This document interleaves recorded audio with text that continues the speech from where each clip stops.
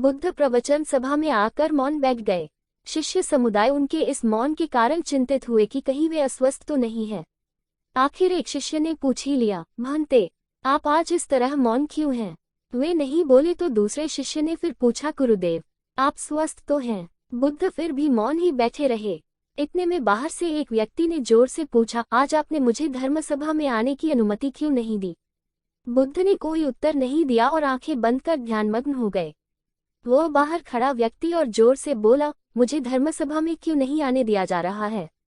धर्मसभा में बैठे बुद्ध के शिष्यों में से एक ने उसका समर्थन करते हुए कहा, महंते, उसे धर्मसभा में आने की अनुमति प्रदान कीजिए। महात्मा बुद्ध ने आंखें खोली और बोले, नहीं, उसे अनुमति नहीं दी जा सकती है क्योंकि वह अछूत है। अछूत? मगर क्यों? सारे शिष्य सुनकर आश्चर्य में पड़ गए कि महंते ये छुआछूत कब से मानने लग गए। महात्मा बुद्ध ने शिष्य समुदाय के मन के भावों को ताड़ते हुए कहा, हाँ, वह अछूत है। वह आज अपनी पत्नी से लड़कर आया है। क्रोध से जीवन की शांति भंग होती है।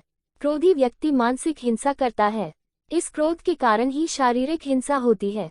क्रोध करने वाला अछूत होता है क्योंकि उसकी विचार तरंगे दूसरों को भी प्रभावित करती हैं। उसे आज धर्मसभा से बाहर ही रहना चाहिए। उसे वहां खड़े रहकर पश्चाताप की अग्नि में तपकर शुद्ध होना चाहिए।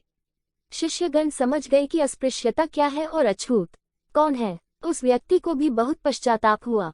उसने कभी भी क्रोध न करने का प्रण लिया। बुद्ध ने उसे धर्मसभा में आने की अनुमति प्रदान की।